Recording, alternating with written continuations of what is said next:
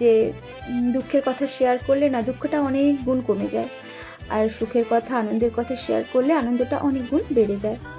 তো আমার ওই দুঃখটা কমানোর জন্য আমি তোমাদের সাথে আমার দুঃখের কাহিনী শেয়ার করব। গুড মর্নিং বন্ধুরা, সমাজ ব্লগের আরও একটা নতুন ভিডিওতে তোমাদের সবাইকে জানাই অনেক অনেক স্বাগত, অনেক ভালোবাসা। কেমন আছো তোমরা সবাই? আশা করবো তোমরা সবাই খুব ভালো আছো, সুস্থ আছো। আমিও খুব ভালো হয়ে গেছি। কেন বলো তো বন্ধুরা, সকালবেলা এত সুন্দর সুন্দর টাটকা সবজি দেখে কালারিং কার না মন ভালো হয়ে যায়। তো আশা করব তোমাদেরও মন ভালো হয়ে যায় এরকম সুন্দর সুন্দর কালারিং সবজি দেখে। আসলে প্রকৃতির সৌন্দর্যই হলো খুবই খুবই সুন্দর, যা কোনো ভাষায় প্রকাশ করা যায় না, তাই না?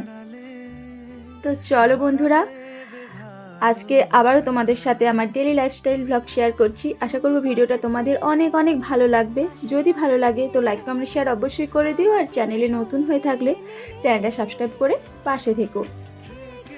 তো চলো, আমি এখন ডক্টর কাছে এসেছিলাম, তো যাওয়ার পথে সবজি কিছু কিনে নিয়ে যাচ্ছি। তো চলো আমি সবজি কেনাকাটা করি, আর তোমরা ভিডিওটা স্কিপ না করে পুরো ভিডিওটা দেখতে থাকো। আশা করবো তোমাদের অনেক অনেক ভালো লাগবে। চলো।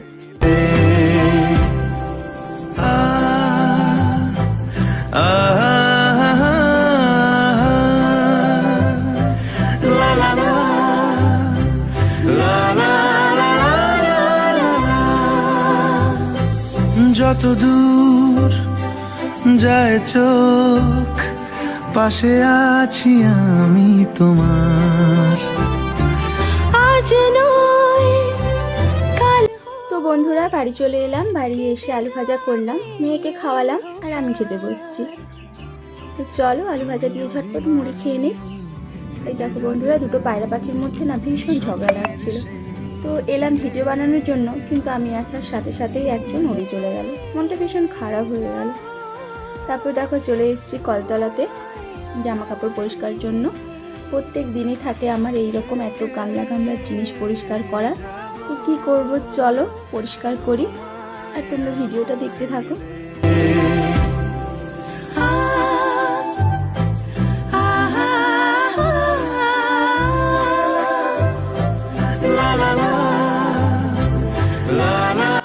জানো তো বন্ধুরা, আজ আমি তোমাদের সাথে শেয়ার করব আমার লাইফের কিছু দুঃখজনক ঘটনা। তো আমি শুনেছি যে দুঃখের কথা শেয়ার করলে না দুঃখটা অনেক গুণ কমে যায়, আর সুখের কথা আনন্দের কথা শেয়ার করলে আনন্দটা অনেক গুণ বেড়ে যায়। তো আমার ওই দুঃখটা কমানোর জন্য আমি তোমাদের সাথে আমার দুঃখের কাহিনী শেয়ার করব। আশা করব ভিডিওটা তোমাদের অনেক অনেক ভালো লাগবে। তো চলো স্কিপ না করে পুরো ভিডিওটা দেখতে থাকো। আমার মানে কি বলবো, বিয়ের আগে থেকেই আমার ইচ্ছে ছিল আমি নিজের পায়ে দাঁড়াবো, কিন্তু সেটা সম্ভব হয়ে ওঠেনি। আমি গরিব বাড়ির মেয়ে ছিলাম, তো কোথাও হয়তো সেখানে অনেক কিছু কারণে আমি নিজের পায়ে দাঁড়াতে পারিনি। বিয়ে হয়ে গেল, বিয়ের পর সংসারে এসে ভীষণভাবে চারিদিক থেকে যেন মানে ঝড় এসেছিল আমার লাইফে। তো একটা ঝড় এসে যেমন প্রকৃতিটাকে ওলটপালট করে দেয়, সেরকম আমার বিয়ের পর আমার বিয়ে যেন আমার লাইফটাকে ওলটপালট করে দিয়েছিল।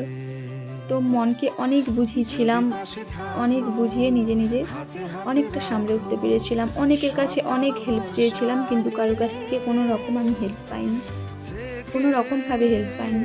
বরঞ্চ আমার লাইফের অশান্তিটাকে অনেক গুণ বাড়িয়ে দিয়েছিল। বুঝতাম না, জানতাম না, অনেক ভুল করেছি, অনেক ভুলের মাসুলও দিয়েছি, অনেক কিছু, সমস্ত কিছু ডিটেলসে বলা যাবে না, বললে অনেক বড় ভিডিও হয়ে যাবে।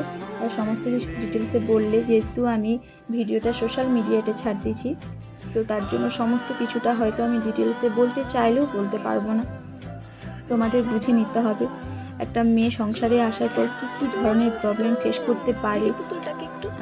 আশা করব যে তোমরা হয়তো কেউ ফেস করোনি এই ধরনের প্রবলেম, আবারও হয়তো কেউ কেউ ফেস করেছো। মিষ্টি রানীর স্মার্ট পুতুল, হ্যাঁ, আমার কষ্টটা তোমরা অনেকেই বুঝতে পারবে।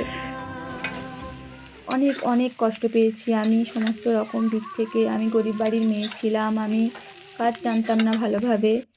তো সমস্ত রকম দিক দিয়ে খাওয়ার খটাও অবধি আমাকে শুনতে হয়েছে এরকম।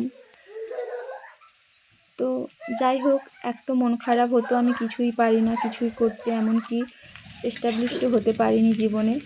শুধু কি পয়সা ইনকাম করলেই এস্টাবলিশড হওয়া যায়? আর কোনো কিছুভাবে কি এস্টাবলিশড হওয়া যায় না?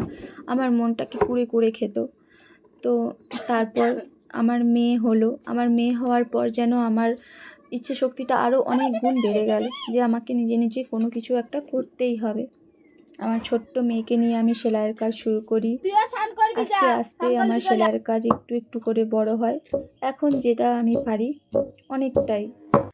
অনেকটাই পারি। সমস্ত কিছু সামলে যেটুকু আমি পারি, অনেকটাই, আমার কাছে অনেকটাই। সমস্ত কিছু সংসারের কাজ সামলেও আমি সেলাইয়ের কাজ করি। তো এইভাবে আমি সেলাইয়ের কাজ করে এই যে ভিডিও বানাচ্ছি, এই সমস্ত কিছু করে না আমি নিজেকে অনেকটা ফ্রি করতে পারি, যাতে আমার অন্য কোনো কথা অতটা না আমাকে বিভ্রান্ত করে, যতটা আমি আগে ফেস করেছি। মানসিকভাবে যেন আমি পাগল হয়ে গেছিলাম, এরকম একটা পরিস্থিতি আমার লাইফে গেছে। তো সেখান থেকে আমি শুধুমাত্র নিজের মনের জোরেই বেরিয়ে আসতে পেরেছি। আমি কারোর কাছ থেকে কোনো রকম হেল্প পাইনি। আমার মতন যারা সংসারে অশান্তিতে ভুগছো, তো তোমরা নিজেরাই পারবে নিজেদের অপমানের যোগ্য জবাব দিতে। আমরা মেয়েরা চাইলে সব পারি, কি না পারি সমস্ত কিছু পারি। সেটা অবশ্যই সেই উদ্দেশ্যটা সৎ হতে হবে, সৎভাবে প্রতিবাদ করতে হবে। তো চলো বন্ধুরা, আমি এখন নিয়ে যাচ্ছি আমার মেয়েকে নাচের স্কুলে।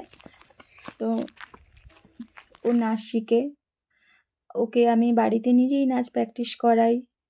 ও স্কুলে পড়ে, ও এলকেজিতে পড়ে, English medium school, CBSE board. তো সেটা আমি নিজেই দেখাই। তারপরেও সংসারের কাজ করি, তারপরেও আমি সেলাইয়ের কাজ করি। আবার তারপরেও এই যে তোমরা যে ভিডিওটা দেখছো, সেই ভিডিওটাও করি। এত কিছু দিক আমি সামলাই একা হাতে।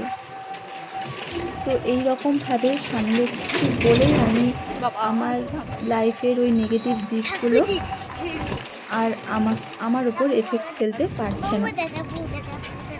নিজেকে সবসময় ব্যস্ত রাখার চেষ্টা করবে। যারা এই ধরনের সমস্যায় ভুগছো, নিজেকে সবসময় ব্যস্ত রাখার চেষ্টা করবে। দেখবে কোনো কিছুই যেন তোমাকে ছুঁতে পারবে না, কোনো কষ্টই যেন তোমাকে ছুঁতে পারবে না। ধরে রাখা। তো চলো বন্ধুরা, এই ছিল আমার আজকের ভিডিও। আশা করব ভিডিওটা তোমাদের অনেক অনেক ভালো লাগলো। যদি ভালো লাগে তো লাইক কমেন্ট শেয়ার অবশ্যই করে দিও। আর চ্যানেলে নতুন হয়ে থাকলে চ্যানেলটা সাবস্ক্রাইব করে পাশে থাকো। চলো, আমি যাচ্ছি এখন মেয়ের স্কুলে।